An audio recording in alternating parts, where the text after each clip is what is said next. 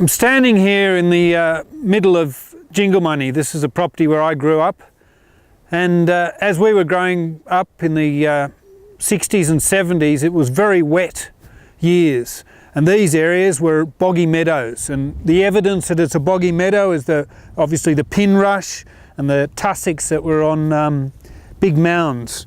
And if we look into the soil, we'll see that deep black soil coming from this weathered granite. As this was a boggy meadow, the common thing to do in those days was to put a drain in, and to drain these areas because there was fluke problems, cows got bogged, and we couldn't get on here with tractors and vehicles to pasture and improve. The indicators that this was a boggy meadow are the pin rush and the tussocks that are on lumps. I mean, we're in the middle of a drought at the moment, but if we want to go into the soil, it's that beautiful black soil deeper down.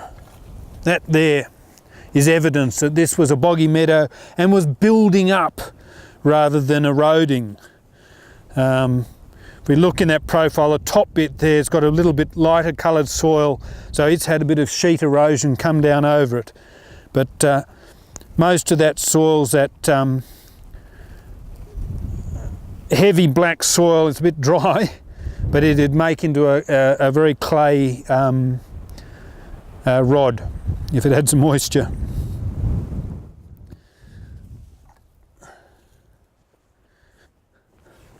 Now what can happen in these boggy meadows is you can get a nick point starting up, and there's a small one just over here. So I'm standing here in a nick point that's eroding up into that boggy meadow. But unfortunately, a lot of the time in our wet years, these boggy meadows was extremely difficult to get across. We couldn't walk a horse across this country, let alone drive a vehicle. So it was common practice to put a drain in, and if we swing the camera around, I'll show you where my father put a drain in the 1950s, and it's drained the landscape very well.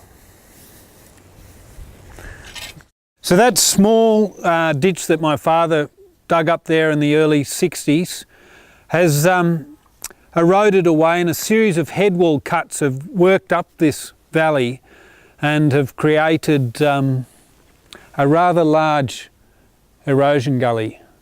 And as we go down further, you'll see it's up to 20 metres deep.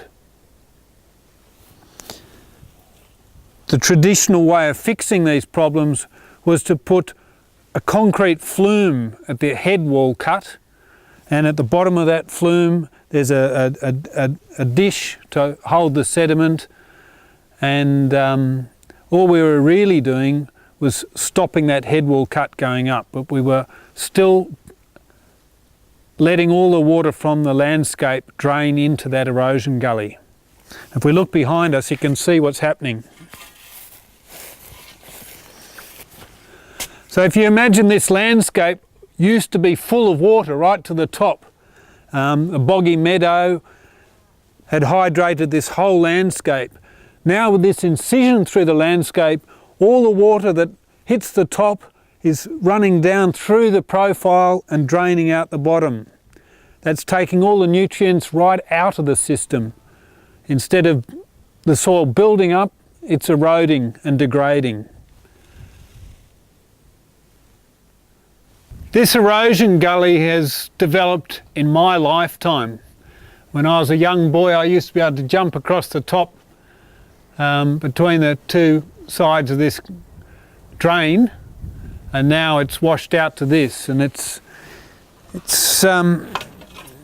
getting close to stabilising. We've planted some poplars in here that are stabilising that bank anyway, but still effectively the bottom's vulnerable to washing out.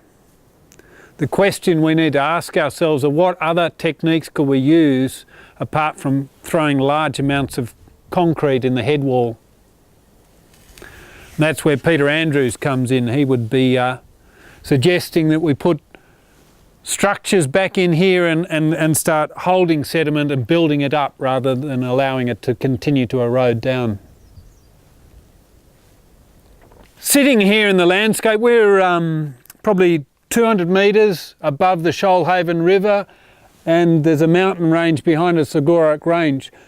All this here is sediments that have built up over tens of thousands of years, and you can see that at various times there's been large amounts of deposition with big rocks in it.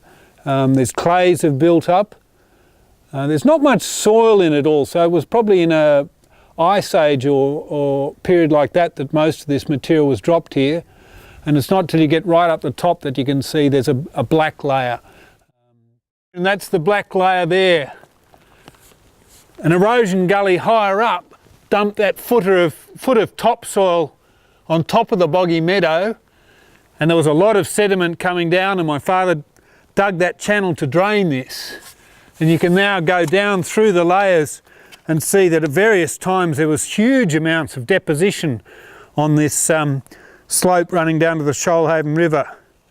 But we've now allowed it to erode and cut an incision right through all these sedimentary layers that are now draining the landscape.